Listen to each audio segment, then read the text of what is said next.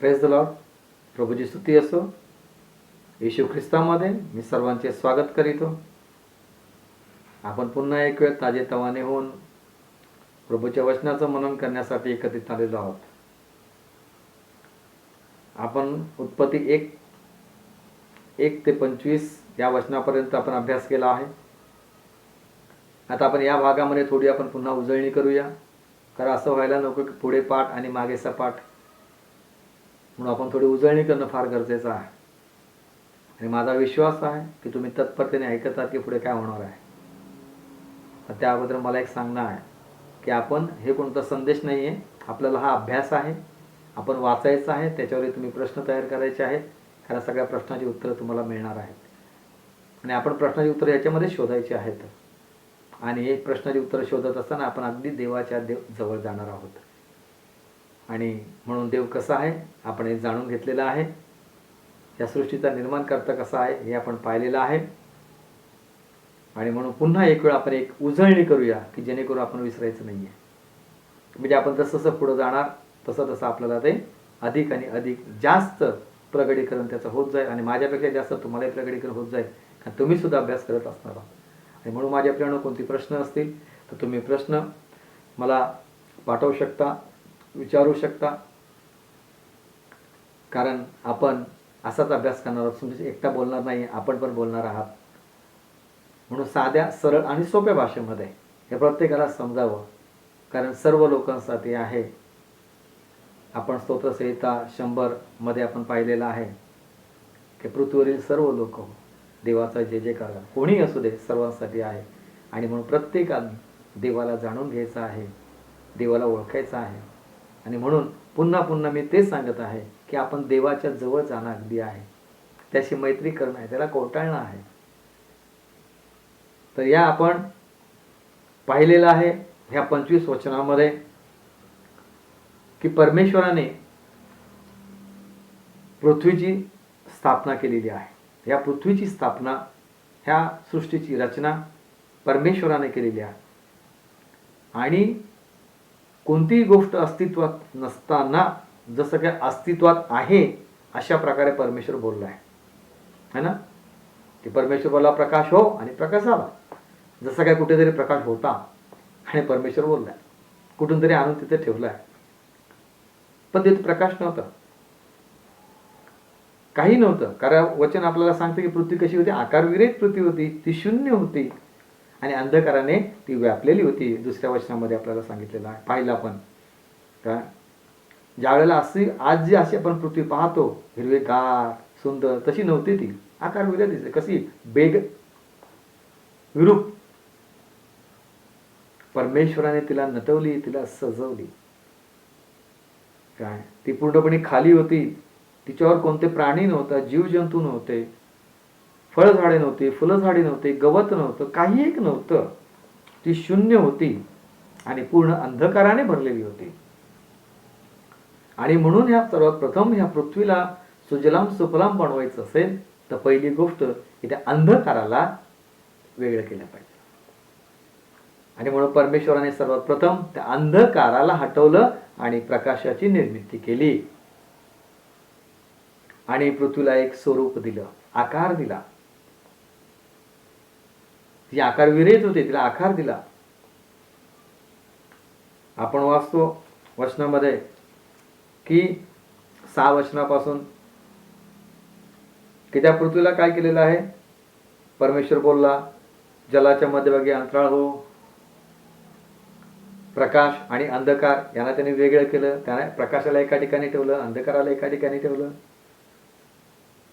प्रकाश तर बनवला, पण तो प्रकाश बनवला पण त्या अंधकाराला वेगळं ठेवलं, त्याला काढून टाकलं नाही. अंधकाराला बाजूला ठेवले, प्रकाशाला बाजूला ठेवले.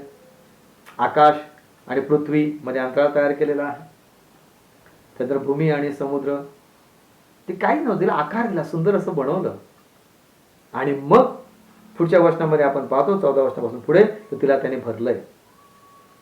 काय तिला सुंदर स्वरूप दिलं, त्याच्यामध्ये जीव जंतू प्राणी पक्षी सगळे भरले. आणि आपण 28 वचनापर्यंत पाहिलं तर सगळं परमेश्वराने भरलेलं आहे. पण आपण पाहिलं नाही अजून 28 वचनापर्यंत, कारण बाकी आहे. आपण फक्त 25 वचनापर्यंत पाहिले. तर प्रभू स्तुती असो की आपल्याला अधिक अधिक देवाच्या वचनाचा अभ्यास करायला आपल्याला चांगल्या प्रकारे संधी मिळत आहे. आम्ही सारखं सारखं ते वाचलं पाहिजे, आपल्या मनामध्ये ते बिंबलं पाहिजे की आमचा देव कसा आहे, देवाने कसं निर्माण केलं. आणि माझा हाच उद्देश आहे. यासाठी मी सरळ आणि सोप्याने एकदम साध्या भाषेमध्ये, जो अनफड असेल, ज्याला लिहिता वाचता येत नाही,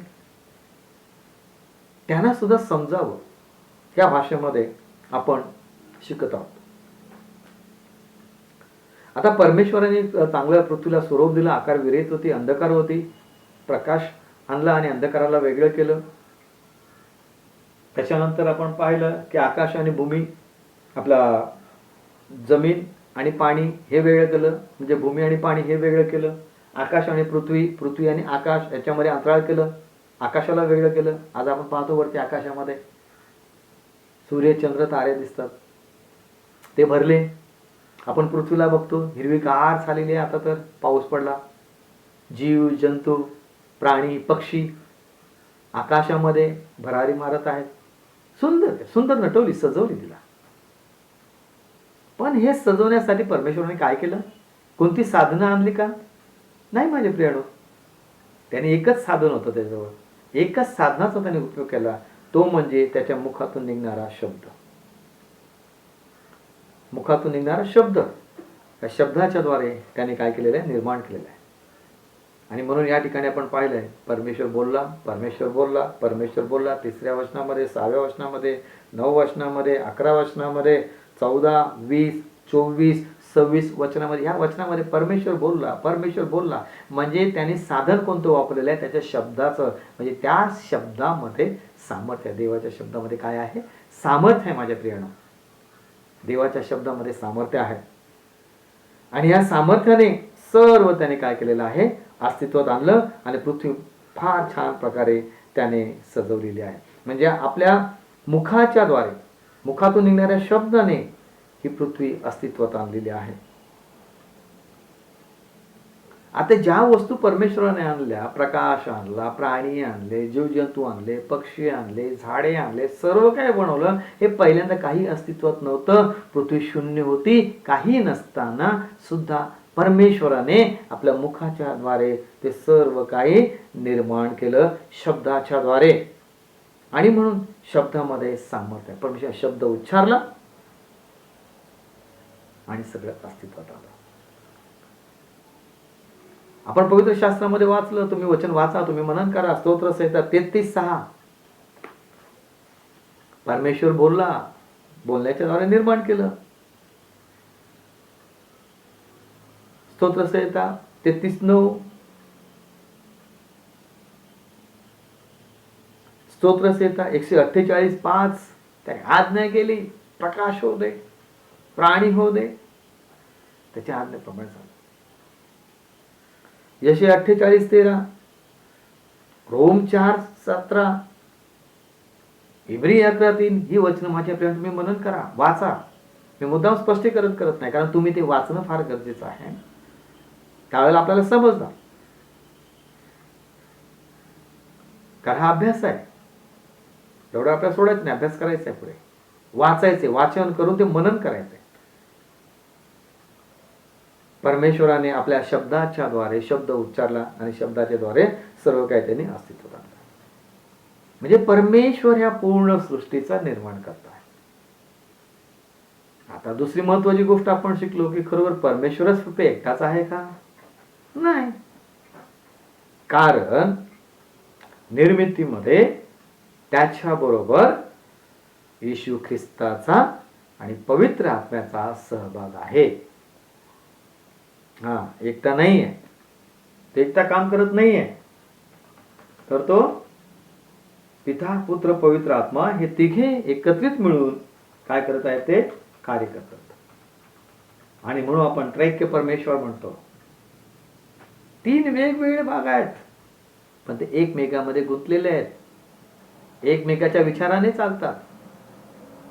आणि पुत्र आणि आत्मा हे पित्याच्या विचाराशिवाय काहीच करत नाहीत. पित्याबरोबर त्यांची संगती आहे. आणि म्हणून आपण ह्या निर्मितीमध्ये फक्त पित्याचीच भूमिका नाहीये, तर सर्वांची भूमिका आहे. सर्वांची म्हणजे येशू ख्रिस्ताची, तो पुत्र आणि पवित्र आत्म्याची पण भूमिका आहे आणि होती. परमेश्वराने सर्व काही बनवलं कशाच्या द्वारे? शब्दाच्या द्वारे. आपण पाहिलं योहान शुभवर्तमानाने पहिल्या अध्यायामध्ये प्रारंभी शब्द होता, शब्द देही झाला. आपला प्रारंभी शब्द होता, तो देवासह होता आणि तो देव होता. प्रारंभी शब्द होता, तो देवाबरोबर होता आणि तोच देव होता. म्हणजे ह्या निर्मितीमध्ये, ह्या सृष्टीच्या रचनेमध्ये येशू ख्रिस्ताचा सहभाग आहे माझ्या प्रियाने. ना आपण शिकलो की नाही? हा बघा, येशू ख्रिस्त पूर्वीपासून आहे. काय पौल पण म्हणतो सर्व काय झालं ख्रिस्ताच्या द्वारे निर्माण झालं. कलेसिकाच्या पुस्तकामध्ये पहिल्या अध्यायामध्ये तुम्ही वाचलं तर 16-17 वचनामध्ये तर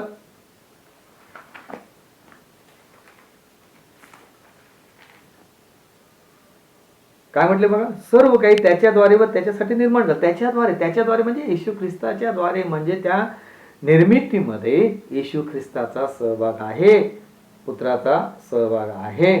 आणि म्हणून इब्रिकाच्या पत्राचा लेखक पण म्हणतो, तो सुद्धा म्हणतो की पुत्राच्या द्वारे सृष्टीची निर्मिती केली गेली आहे. म्हणजे पिता आहे, पुत्र आहे. अजून कोणाचा सहभाग पाहिला आपण? पवित्र आत्मा. पवित्र आत्मा आहे, कारण पवित्र आत्म्याचा पण सहभाग आहे निर्मितीमध्ये, सृष्टीच्या रचनेमध्ये. पवित्र आत्म्याची भूमिका महत्वाची आहे. येशू ख्रिस्ताची पण भूमिका महत्वाची आहे. पवित्र आत्मा ज्या आकाश आणि पृथ्वी बनवली परमेश्वराने, त्यावेळेला पवित्र आत्मा या पृथ्वीवर अंधकारामध्ये तळपत होता.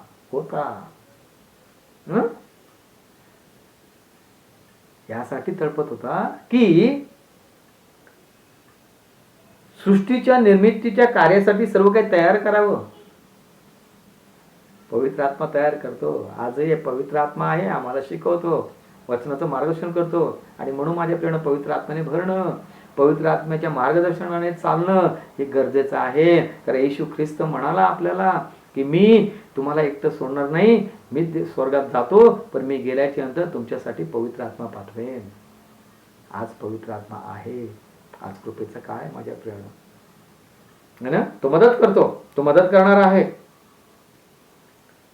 आणि सृष्टीच्या निर्मितीच्या कार्यासाठी तो सर्व काही तयार करत आहे. देवाचा आत्मा या शब्दाला हिब्रू मध्ये रुआह हा शब्द आहे. याचा अर्थ हवा. याचा अर्थ हवा किंवा श्वास पण म्हटलेलं आहे. स्तोत्रकर्ता म्हणतो की पवित्र आत्म्याची भूमिका महत्वाची आहे. स्तोत्रकर्ता सुद्धा 33:6 मध्ये स्तोत्रकर्ता म्हणतो 33:6 मध्ये, स्तोत्रसंहिता 33:6 मध्ये की पवित्र आत्म्याची काय भूमिका आहे तो स्पष्ट करतो. आपण जर पाहूया स्तोत्रसंहिता 33 वचन अध्याय आणि 6 वचन. परमेश्वराच्या शब्दाने आकाश निर्माण झाले. कोणाच्या? परमेश्वराच्या शब्दाने आकाश निर्माण झाले. शब्द म्हणजे श्वास, हवा है ना.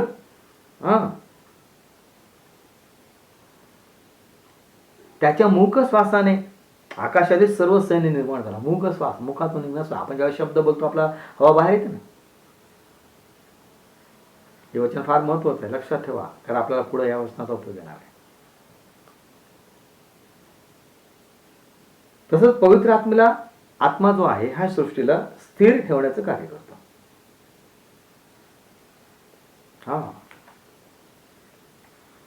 या पृथ्वीला स्थिर कसं ठेवावं याचं पवित्र आत्मा कार्य करतो. योबाच्या पुस्तकामध्ये बघा 33व्या अध्यायामध्ये आणि 4थ्या वचनामध्ये योग काय म्हणतो?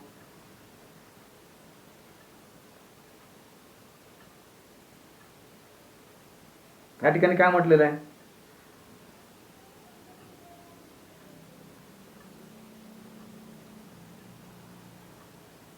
योबाच्या पुस्तकामध्ये 33व्या अध्यायामध्ये आणि 4थ्या वचनामध्ये काय म्हटलेलं आहे? देवाच्या आत्म्याने मला निर्माण केले आहे, सर्व समर्थाच्या श्वासाने मला जीवन प्राप्त झाले आहे.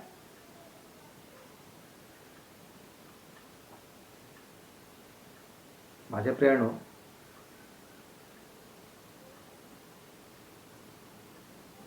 या ठिकाणी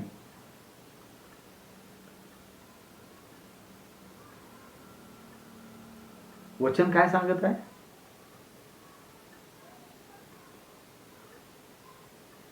देवाच्या आत्म्याने मला निर्माण केले, सर्व समर्थाच्या श्वासाने मला जीवन प्राप्त झाले. हा माझ्या प्रियाने योबाच्या पुस्तकामध्ये. म्हणजे जीवन जे आहे हे कोणाच्या द्वारे प्राप्त होत आहे? देवाच्या आत्म्याने. मुख श्वास. आज तुमच्यामध्ये जीवन आहे, मी बोलतोय ना, माझा श्वास निघून गेला की मी बोलू शकणार नाही, तुमचा श्वास निघून गेला की बोलू शकणार नाही. हे जीवन आहे. हा, म्हणून माझ्या प्रियानो, ह्या सृष्टीच्या निर्मितीमध्ये प्रभू येशू ख्रिस्त आणि पवित्र आत्मा यांची भूमिका पण महत्वाची आहे, हे आपण समजून घ्या. येशू ख्रिस्त आणि पवित्र आत्मा सृष्टीची ज्या निर्मिती झालेली आहे त्यावेळेसच हे त्या ठिकाणी उपस्थित आहेत. त्याचा सहभाग आहे. आणि म्हणून पवित्र आत्मा फार महत्वाचा आहे. आपण पाहिल्यानंतर की हिब्रू मध्ये रुआ म्हणजे हवा आहे. आपण बोलतो हवा. हवा आतमध्ये घेताना आपण शब्द बोलू शकतो का? नाही. शब्द बोलल्याच्या नंतर हवा बाहेर जाते. आपण मोठा डोंगराजवळ गेलो, कठाडाजवळ, आणि त्याच्या अंतरावर आपण उभं राहिलो आणि आपण बोललो की बघा आपला आवाज पुन्हा आपल्याला ऐकायला येतो की नाही येतो? आपली हवा आहे, जे आपण बोलतो तो शब्द जातो, तिकडे आदळतो आणि पुन्हा तो आपल्याला कानामध्ये ऐकायला येतो, पण तो दिसत नाही. परमेश्वराच्या शब्दामध्ये सामर्थ्य आहे. परमेश्वराच्या शब्दामध्ये सामर्थ्य आहे. आणि म्हणून माझ्या प्रियानो, फार महत्वाची गोष्ट की देव आमचा कसा आहे? सामर्थ्यशाली परमेश्वर आहे. तो या सृष्टीचा निर्माण करताय. आम्ही त्याची लेकरं आहोत. आमचा पिता आहे. आम्ही गर्वाने म्हणू शकतो की देव माझा पिता आहे.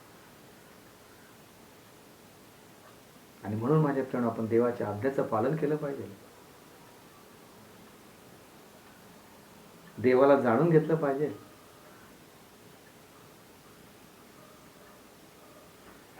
आणि की जे आपण वचनामध्ये पाहिलं कशा प्रकारे त्याने निर्माण केलं. आता तुम्हाला विचार करण्यासाठी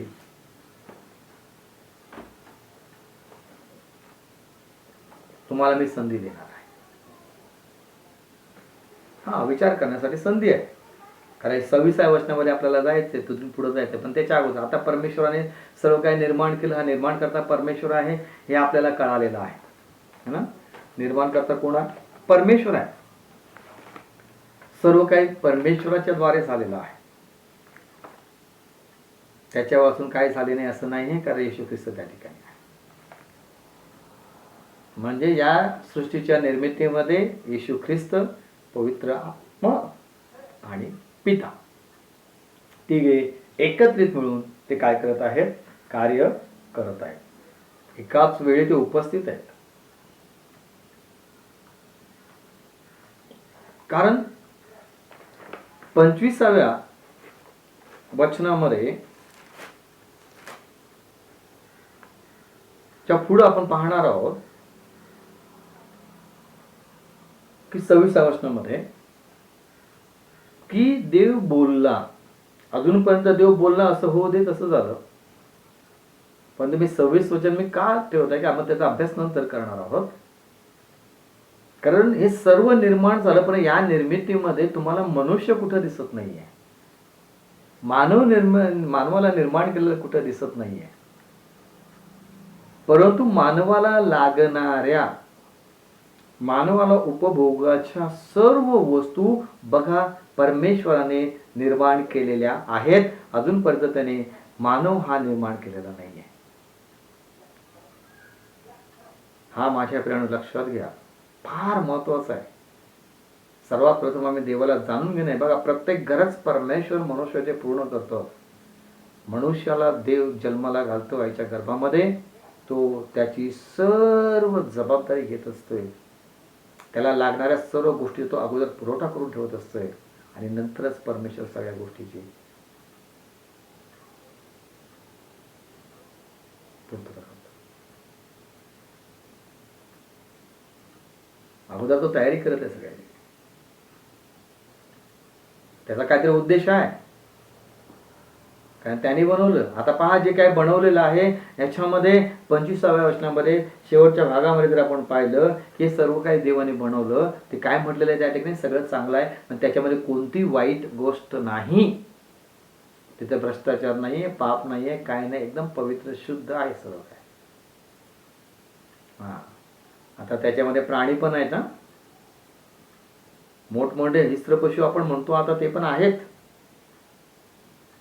पण त्यांच्यामध्ये सुद्धा कोणत्याही प्रकारचं पाप नाहीये, द्वेष किंवा दुष्पाप नाहीये.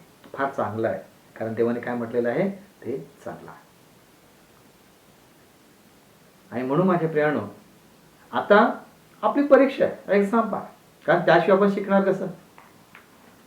हा आपला काय संदेश नाही आहे, हे आपलं जसं आपण बोलतो चर्चा करतो तशा प्रकारचा आहे. तर आता प्रश्न आहेत बघा, पहिला भाग, दुसरा भाग, तिसरा भाग, आपण चौथ्या भागामध्ये आलेलो आहोत. आता तुम्हाला मी काही प्रश्न देणार, ते तुम्ही सोडवायचे. आता काही प्रश्न आहेत, आता आपण जे शिकलो त्यामध्येच आहेत, परंतु पुन्हा तुम्हाला परत वाचावं लागणार ते प्रश्न सोडवण्यासाठी. आता तुम्हाला प्रश्न असणार आहे की उत्पत्तीचे पुस्तक 1 ते 5 वचनं तुम्ही वाचायची. पाहिजे तुम्ही लिहून घ्या, 1 ते 5. आता 1 ते 5 वचनामध्ये मी तुम्हाला 4 प्रश्न देणार आहेत. आता आपण पाहिलेल्या गोष्टीमधूनच आहे की पहिला प्रश्न असा आहे की प्रारंभी कोण अस्तित्वात होतं, त्याचं उत्तर तुम्हीच लिहायचंय. तुम्ही स्वतः तुमच्या नोट्स बुक मध्ये तुम्ही लिहा, कारण तुमच्यासाठी फार उपयोगी असणार आहे. प्रारंभी कोण अस्तित्वात होतं, पहिला प्रश्न, त्याचं उत्तर तुम्ही लिहायचं, मी नाही सांगणार आता, कारण मी पुष्कळ सांगितलं तुम्हाला. दुसरा प्रश्न, प्रारंभी देवाने काय निर्माण केलं? प्रारंभी देवाने काय निर्माण केले? उत्तर तुम्हीच लिहायचे.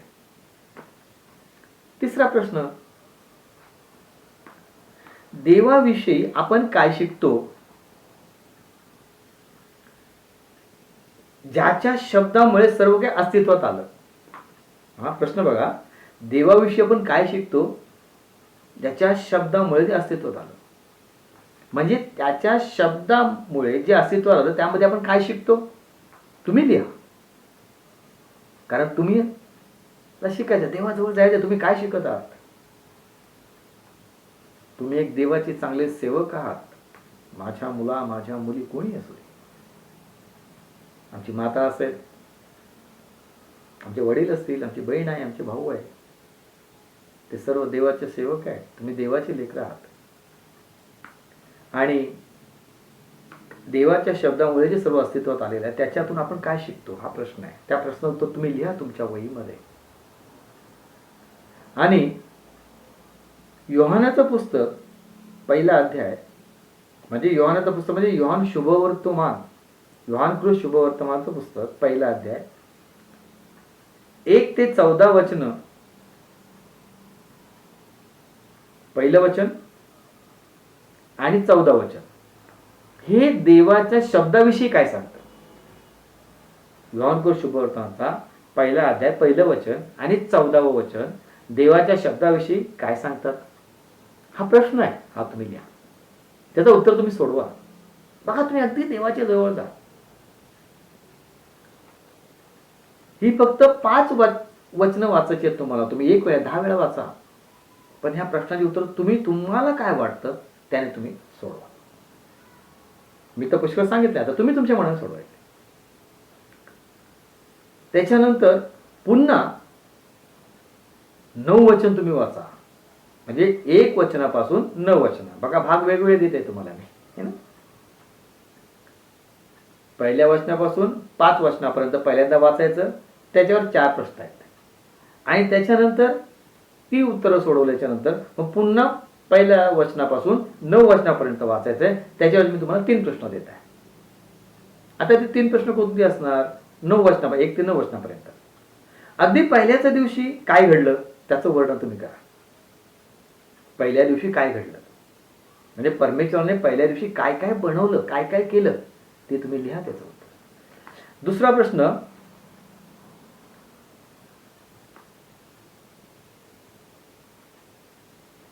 हे तुम्ही जाणून घ्या की देवाने काय निर्माण केले. काय? काळ. काळ म्हणजे काय?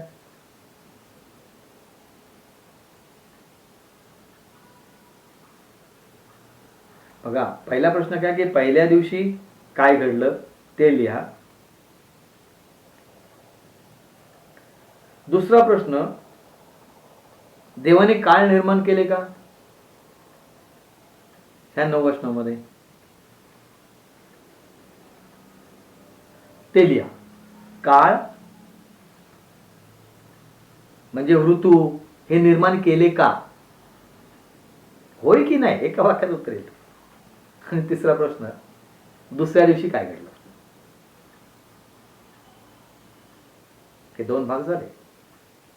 आता तिसरा भाग, पहिल्यांदा तुम्ही 1 ते 5 वाचणार, त्याच्यावरती 4 प्रश्न दिली. त्याच्यानंतर तुम्ही 1 ते 9 वाचायचे वचन वाचून, त्याच्यावर तुम्हाला मी 3 प्रश्न आहेत. आता तिसऱ्या भागामध्ये 10 वचनापासून 19 वचनापर्यंत वाचायचंय. 10 वचनापासून 19 वचनापर्यंत वाचायचंय, आणि त्याच्यासाठी तुम्हाला परत 3 प्रश्न आहेत. तिसऱ्या दिवशी काय घडलं याचं तुम्ही वर्णन करा. तिसऱ्या दिवशी काय घडलं याचं वर्णन करा. चौथ्या दिवशी काय घडलं ते लिहा, त्याचं उत्तर लिहा. आणि जे निर्माण केले त्याचं देवाने कसं वर्णन केलेलं आहे, जे देवाने निर्माण केलेलं आहे त्याचं वर्णन कसं केलेलं आहे त्याचं उत्तर लिहा. 3 प्रश्न आहेत. तिसऱ्या दिवशी काय घडलं ते लिहा, त्याचं उत्तर लिहा. चौथ्या दिवशी काय घडलं त्याचं उत्तर लिहा, आणि हे देवाने निर्माण कसं केलं त्याचं वर्णन करा. तिसरा प्रश्न. आपण 25 वचनापर्यंत शिकलो. आता चौथा भाग. चौथा भाग काय आहे की आता 20 वचनापासून 25 वचनापर्यंत वाचायचं आहे. 5 वचन आहेत बघा, जास्त नाही तुम्हाला मनन करण्यासाठी. वाचा, मनन करा, आणि मी प्रश्न सांगतो त्या प्रश्न उत्तर तुम्ही सोडवा. 20 ते 25 यासाठी प्रश्न, 5व्या दिवशी देवाने काय केलं.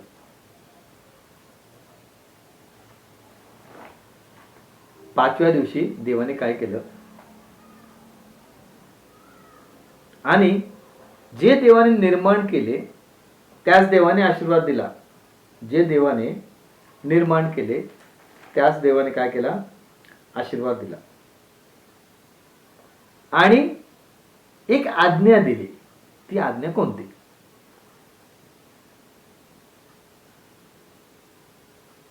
प्रश्न लक्षपूर्वक आहे का? पहिला प्रश्न काय, 5व्या दिवशी देवाने काय केलं. दुसरा प्रश्न, जे देवाने त्यास आशीर्वाद दिला आणि एक आज्ञा दिली, तर ती आज्ञा कोणती?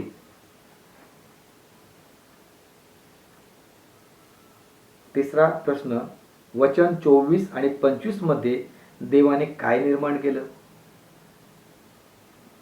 24 आणि 25 मध्ये देवाने काय निर्माण केलं, आणि जे निर्माण केलं त्याचं वर्णन कसं करा. चौथा प्रश्न. ऐकला बरोबर? पहा, 20 ते 25 साठी 4 प्रश्न आहेत. पहिला प्रश्न, 5व्या दिवशी देवाने काय केलं. दुसरा प्रश्न, देवाने निर्माण केले त्यांना त्याने आशीर्वाद दिला आणि एक आज्ञा दिली, तर ती एक आज्ञा कोणती? तिसरा प्रश्न, 24 आणि 25 मध्ये देवाने काय निर्माण केलं? आणि चौथा प्रश्न, जे निर्माण केलं त्याचं देवाने कसं वर्णन केलेलं आहे? हे प्रश्न तुमच्यासाठी, ते तुम्ही सोडवायचे. हाच आपला अभ्यास आहे. हा ज्यावेळेला मी प्रश्न सोडवणार त्यावेळेला मी देवाच्या अगदी जवळ जाणार. हा माझ्या प्रेरणा. आपण पहिला भाग, दुसरा भाग, तिसरा भाग आणि आज आपण चौथ्या भागाकडे आलेलो आहे. या चौथ्या भागामध्ये तुम्हाला मी 4 भाग करून तुम्हाला प्रश्न दिलेले आहेत. प्रश्न पुष्कळ आहेत ना. आपल्याकडे वेळ आहे, लॉकडाऊन आहे, काय काम आहे? आपण देवाला शोधूया. देवाला शोधण्यासाठी आपण वेळ घालूया. काही होऊ दे, आपण देवाला शोधायचंय, कारण तुमचा निर्माण करताय, त्याला जाणून घ्यायचंय. आमेन. माझा विश्वास आहे की तुम्ही हे कराल आणि निश्चितच तुम्ही देवाच्या जवळ जाल. हा माझा विश्वास आहे, माझा विश्वास आहे. मग तुम्हाला कोणताही कसाही प्रश्न असू दे, तुम्ही लिहा, त्याचं उत्तर कसंही लिहा, पण ते तुम्ही लिहा. तुमच्या वहीमध्ये ते लिहा तुम्ही. ते फार महत्वाचं आहे माझ्या प्रियाने. कारण देवाबरोबर आम्हाला सहभागिता करायची. आमचा परमेश्वर आहे, त्या परमेश्वराला आम्ही जवळून जाणून घ्यायचंय की माझा परमेश्वर कसा आहे. देवाला ओळखल्याशिवाय आमच्या जीवनाचं सार काय आम्हाला समजणार नाही. देवाचा उद्देश काय हे आम्हाला समजणार नाही. आणि मग जगातील अनेक लोक, अनेक महात्मे, अनेक संत येतील. ते आपल्या बुद्धीने सांगणार, ते आपल्या बुद्धीने सांगणार, प्रत्येकजण आपल्या बुद्धीने सांगणार. आम्ही काय करावं आम्हाला काही समजणार नाही माझ्या प्रियानो. आणि आम्ही अंधारामध्ये भटकत राहू. देवाची इच्छा आहे कोणी अंधारामध्ये भटकू नये, कारण देव सर्वांवर प्रेम करतो. आणि सत्य काय आहे हे आम्ही जाणून घेऊया. कारण असत्यापासून आम्ही दूर गेलं पाहिजे. एक जग आता सध्या असत्याने भरलेलं आहे आणि सत्य हे टिकतं. आणि म्हणून माझ्या प्रियाने मी तुम्हाला विनंती करीतो की हा भाग पुढे चालू राहणार आहे. आणि म्हणून फक्त 25 वचनापर्यंत आलेला आहे. 26व्या वचनापासून पुढचा भाग तुमच्यासाठी, माझ्यासाठी फार महत्वाचा आहे, फार महत्वाचा आहे. कारण ह्या पृथ्वीवरती जर कोण महत्वाची व्यक्ती असेल तर ते मानव आहे. मानव आहे. आणि मानवाच्या निर्मितीबाबत पुष्कळ संशोधन करत आहेत लोक. मोठमोठे सायन्स संशोधन करत आहे. सायन्स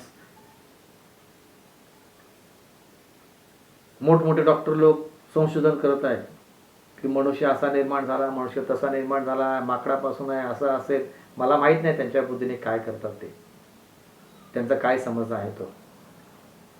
परंतु पवित्र शास्त्र आम्हाला काहीतरी शिकवत आहे. मनुष्या बाबतीमध्ये आम्हाला काय सांगत आहे, तो कशा प्रकारे निर्माण केलेला आहे. देवाला चांगलं माहिती आहे, देवाने संपूर्ण निर्माण केले. तुम्हाला माहित असेल माझ्या प्रियानं, आईच्या गर्भामध्ये आम्ही होतो. आमच्या आईला सुद्धा माहिती नव्हतं की माझी निर्मिती कशी होत आहे. हात, पाय, डोळे, कान, नाक कोणी दिले, कसे दिले, हे कसे आले. आज मी तुमच्या बरोबर बोलत आहे. हा माझ्या मुखातून श्वास बाहेर पडत आहे. हा कुठून आला, हा कोणाचा आहे? हा तो श्वास आहे म्हणून मी बोलतोय. हा माझ्यामधून श्वास निघून गेला, माझ्या प्रियानं मी तुमच्या बरोबर बोलू शकणार नाही. माझा काही एक उपयोग नाही आहे, काही एक उपयोग नाही. माझ्या जीवनाचा काय उपयोग नाही आहे. माझ्या जीवनामध्ये, तुमच्या जीवनामध्ये, तुमच्या शरीरामध्ये श्वास आहे म्हणून तुमचं जीवन आहे. ती हवा आहे म्हणून तुमचं जीवन आहे. हवा कुठून आली, कशी आली, फार महत्वाचं आहे. आणि म्हणून 26 वचन मी ठेवलेलं आहे यासाठी की पुढच्या भागामध्ये आपण तिथून पुढे जाणार आहोत. आता फक्त आम्ही या सृष्टीला बघत आहोत. या सृष्टीचा निर्माण करता परमेश्वर आहे. आता मनुष्याचा निर्माण करता कोण आहे आणि त्यांनी कसं बनवलं मनुष्याला, आपण पुढच्या भागामध्ये पाहणार आहोत. निश्चित माझा विश्वास आहे की तुम्ही ह्या वचनाच्या द्वारे आशीर्वादित होणार आहात आणि ह्या अंधकाराच्या जगामध्ये तुम्ही प्रकाशासारखे चमकणारे लोक आहात. कारण तुम्ही देवाच्या जवळ जात आहात, देवाशी मैत्री करत आहात, देवाला जाणून घेत आहात. आणि जो कोणी देवाला जाणून घेतो, जो कोणी देवाच्या जवळ जातो, देव त्याला कधी टाकत नाही, कधी सोडत नाही. देव त्याच्यावर प्रेम करतो आणि निश्चितच देव तुम्हाला आशीर्वादित करेल, माझा विश्वास आहे. म्हणून माझ्या प्रियानो, मी बोलतो म्हणून नाही, तुम्ही अभ्यास करा, तुम्ही शोधा, सत्य काय ते जाणून घ्या. अनेक लोक तुमच्याकडे येतील, अनेक मार्ग सांगतील, पण एक खरा मार्ग आपल्याला सापडला पाहिजे. आणि तो खरा मार्ग हे पवित्र शास्त्रामध्ये आहे. हे तुम्हाला जगाला ओळखायचं असेल, ह्या पवित्र शास्त्रामध्ये आहे. तुम्हाला जगाचा अभ्यास करायचा असेल, कुठे तुम्हाला जायची गरज नाहीये माझ्या प्रियानो, कुठं जायची गरज नाहीये. ह्या पवित्र शास्त्रामध्ये तुम्ही पाहिलं तर तुम्हाला जगाचा अभ्यास काय आहे ते तुम्हाला सगळं समजेल. तुम्हाला जग फिरायचं असेल, पवित्र शास्त्रामध्ये कुठं जायची गरज नाही. पवित्र शास्त्र आमच्यासाठी फार महत्वाचं पुस्तक आहे. म्हणून त्याचा अपमान करू नये. अपमान म्हणजेच काय की हे आम्ही वाचतो आणि ठेवून देतो, त्याच्याकडे दुर्लक्ष करतो.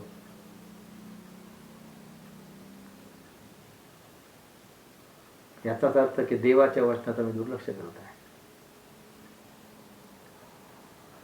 हे तुम्हाला मी सांगितलं की देवाचं वचन हे देवाचा शब्द आहे, त्याच्यामध्ये सामर्थ्य आहे. आपण पाहिलं की त्याच्या शब्दामध्ये किती सामर्थ्य. बघा, जे आपण तुम्ही बघत आहात सर्व सृष्टी त्याच्या शब्दाच्या द्वारे तयार झालेली आहे. त्याच्या शब्दामध्ये सामर्थ्य आहे माझ्या प्रियानो, आणि तोच तुमचा पिता आहे. तुम्ही त्याची लेकरं आहात आणि आपला पिता आपल्या लेकरांना कधीच टाकत नाही. तो त्यांच्यावर प्रेम करतो. पिता तुमच्यावर प्रेम करत आहे. तो तुम्हाला बोलावत आहे, हाक मारत आहे की माझ्या मुलांनो या, मी तुमच्यावर प्रेम करत आहे. तुम्ही माझ्या कळेमध्ये या, मी तुमच्यावर प्रेम करत आहे. तो तुम्हाला बोलावत आहे. तुम्ही त्याला ओळखा, त्याला जाणून घ्या, त्याच्या जवळ जा, तो तुम्हाला कधी टाकणार नाही, माझा विश्वास आहे. कारण पुढे आपण तेच पाहणार आहोत की तुमचा पिता कसा तुमच्यावर प्रेम करतो. कारण परमेश्वराचा DNA तुमच्यामध्ये आहे, परमेश्वराचा DNA माझ्यामध्ये आहे, परमेश्वराचा DNA ह्या पृथ्वीवर असणाऱ्या प्रत्येक मनुष्य प्राणीमध्ये आहे. आणि मनुष्य प्राणी हा फार वेगळा आहे. या जगामध्ये देवाने त्याची खास निर्मिती केली, विशेष प्रकारे. विशेष मनुष्य फार विशेष आहे माझ्या प्राणी. तुम्ही फार विशेष प्रकारे तुमची निर्मिती करण्यात आली आहे. तुम्ही फार देवाच्या दृष्टीने विशेष आहात, अनमोल आहात. तुमचं मोल नाही करू शकत आम्ही. आणि म्हणून देवाला जाणून घ्या. अजूनपर्यंत आम्ही देवाला ओळखलं नसेल पूर्णतया, कारण देव जिवंत आहे. तो बोलतो माझ्या प्रेमाला. तो मृत नाहीये. तो मृत असता तर आम्ही मृत असतो. तो जिवंत आहे. आणि म्हणून त्याला जाणून घेणं हे तुमचं आणि माझं कर्तव्य आहे. जर आम्ही देवाला ओळखतो तर ह्या जगावरती आम्ही विजय मिळवतो, या अंधकारावरती आम्ही विजय मिळवतो. या अंधकारामध्ये प्रकाशासारखे चमकतो. कारण तुम्ही जगाचा प्रकाश आहे. येशू ख्रिस्ताने म्हटलंय, मी नाही म्हटलंय. येशू ख्रिस्ताने म्हटलंय तुम्ही जगाचा प्रकाश आहात. त्या अंधकार्या जगामध्ये तुम्ही प्रकाशासारखे चमकणारी तुम्ही देवाची मुलं आहात.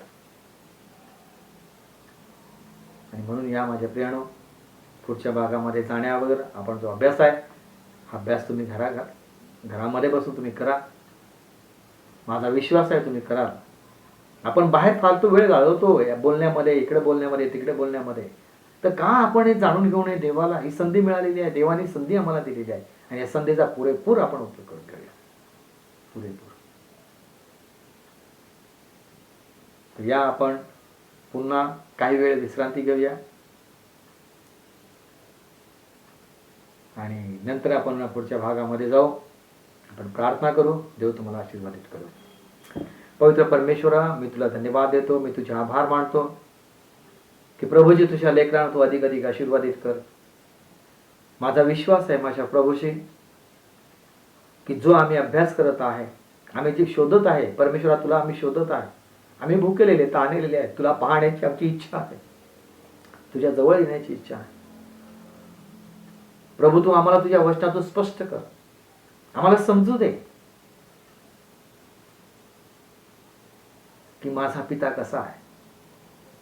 माझा पिता सामर्थ्यशाली आहे, तो कमजोर नाहीये. त्याच्या शब्दामध्ये सामर्थ्य आहे, कारण त्या शब्दाच्या द्वारे त्याने संपूर्ण सृष्टीची रचना केलेली आहे.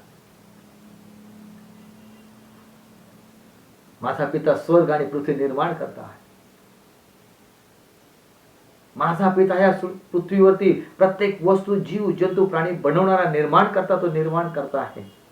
आणि त्याचं मी लेकरू आहे. प्रभू, या निर्मितीमध्ये मी भटकलो, मी तुला पाहू शकलो नाही, ओळखू शकलो नाही. पण प्रभू, आज तू संधी दिलीस की आम्ही तुला जाणून घ्यावं, तुला ओळखावं. तू आमचा खरोखर, तू आमचा जिवंत परमेश्वर आहेस. तू आमच्या बरोबर बोलतोस, कारण तू बोलणारा परमेश्वर आहेस आणि बोलून तसं कृतीमध्ये आणणारा परमेश्वर आहेस. तू निर्माण करणारा परमेश्वर आहे. तू या सृष्टीचा निर्माण करता आहेस. प्रभू, आम्हाला जाणून घ्यायचं आहे की आता तू आम्हाला निर्माण केलंस, त्याच्या पाठीमागचा उद्देश काय आहे. ही सृष्टी तू बनवूस, त्याच्या पाठीचा उद्देश काय आहे. प्रभूजी, या प्रश्नाचं उत्तर सुद्धा आम्हाला मिळालं माझ्या प्रभूजी. परमेश्वर, आमच्या जीवनाचा उद्देश आम्हाला समजला पाहिजे. आणि माझा विश्वास आहे प्रभूजी की तू आमच्या जीवनाचा उद्देश तुझ्या वचनाच्या द्वारे तू समजावून देशील. धन्यवाद देतो परमेश्वरा. तू तुझ्या सर्व लेकरांना आशीर्वादित कर. येशूच्या नावात प्रार्थना करतो. आमेन. Praise the lord. प्रभूची स्तुती असो. परमेश्वर धन्यवाद देतो. माझ्या प्रियानो, पुन्हा आम्ही 5व्या भागामध्ये ज्यास येऊ त्यावेळेला तुम्ही ह्या सगळ्या गोष्टीचा अभ्यास केलेला असेल माझा विश्वास आहे. तर आता आपण नवीन भागाकडे पुन्हा जाणार आहोत आणि त्या नवीन निर्मितीकडे आपण जाणार आहोत. आणि ती फार महत्त्वाची आहे, ते तुम्ही आणि मी.